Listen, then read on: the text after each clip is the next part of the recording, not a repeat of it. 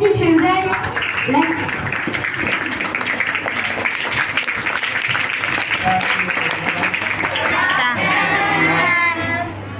My throat is not clear. For the inconvenience, I am extremely sorry, and for the delay of the program also.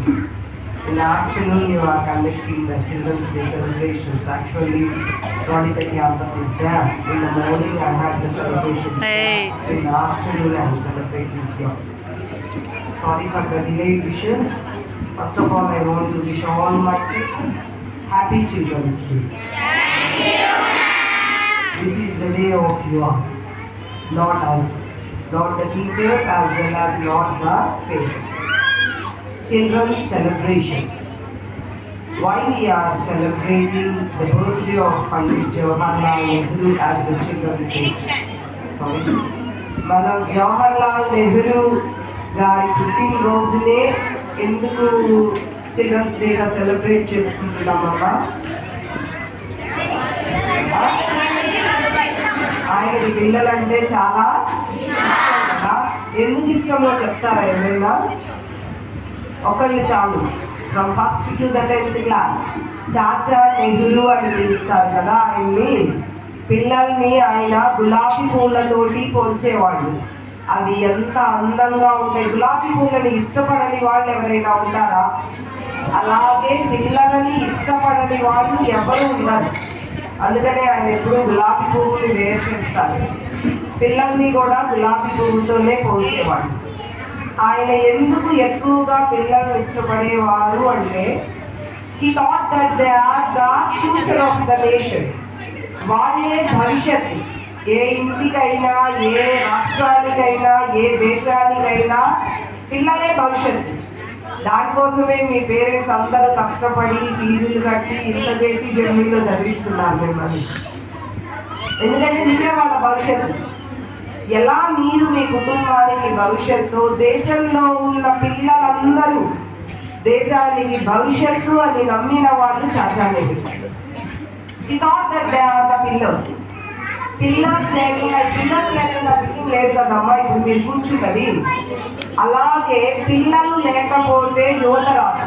Youth will not get the youth లేకపోతే దేశం ఉండదు. So పిల్లలప్పటి నుంచి వాళ్ళని ప్రాపర్గా గులాబీ పువ్వుని ఎంత జాగ్రత్తగా రెక్కలు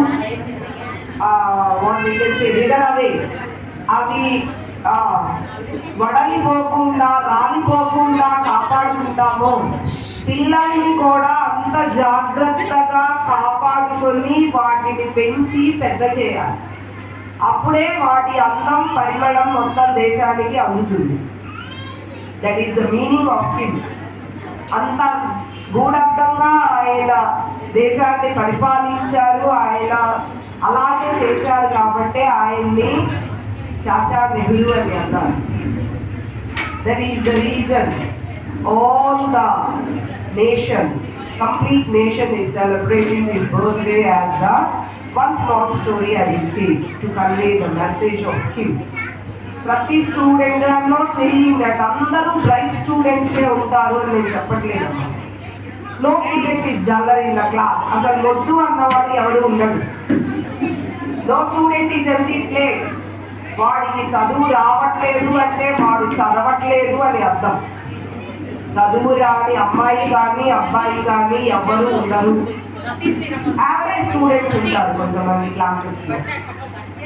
in the one small village, ఒక చిన్న పల్లెటూరులో ఒక స్కూల్లో ఒక అబ్బాయి క్లాస్లో కూర్చుని ఉన్నారు.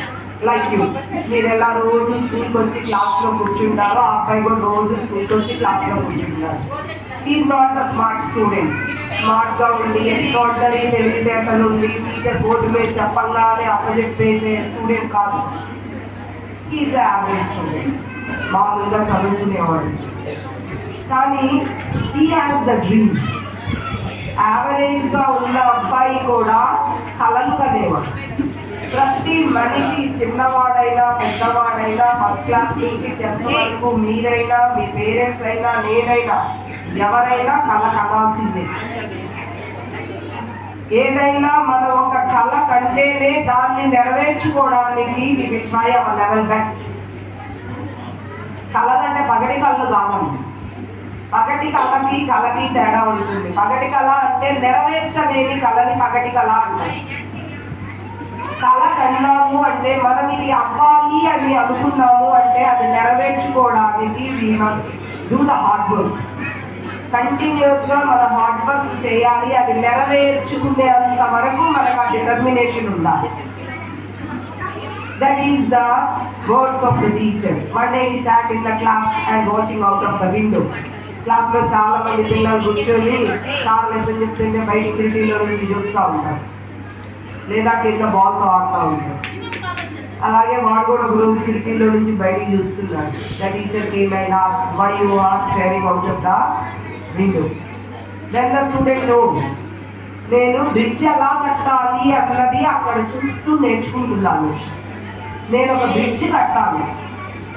He doesn't want to build the road or the building. ఒక బిల్డింగ్ కట్టాలనో ఒక రోడ్డు వేయాలనో ఇంకొకటో చెప్పలేదు. ఏకంగా నేను ఒక బ్రిడ్జే కట్టాలన్నాడు. Right, your dream is good. నీ డ్రీమ్ చాలా బాగుంది. నువ్వు ఆ డ్రీమ్ అవ్వాలి అంటే నువ్వు యావరేజ్గా ఉన్నవాడివి కంటిన్యూస్గా 10th వరకు చదివి మంచి మార్కులతో పాస్ అయ్యి ఇంటర్ వరకు చదివి తర్వాత సివిల్ ఇంజనీరింగ్ చేసి సివిల్ ఇంజనీరింగ్లో కూడా స్ట్రక్చరల్ ఇంజనీరింగ్ అవ్వాలి. సివిల్ ఇంజనీర్స్ అంటే మామూలుగా ఈ రోడ్లు వేసేవాళ్ళు, బిల్డింగ్స్ కట్టేవాళ్ళు. స్ట్రక్చరల్ ఇంజనీరింగ్ అయితేనే బ్రిడ్జెస్ కడతారు. అంటే ఎక్స్ట్రాడినరీ స్కిల్స్ ఉంటాయి వాళ్ళ దగ్గర, నైపుణ్యాలు చాలా ఎక్కువగా ఉండాలి. అంటే బ్రిడ్జ్ అంటే కొన్ని వందల వేల సంవత్సరాల వరకు ఉండాలి. ఇప్పుడు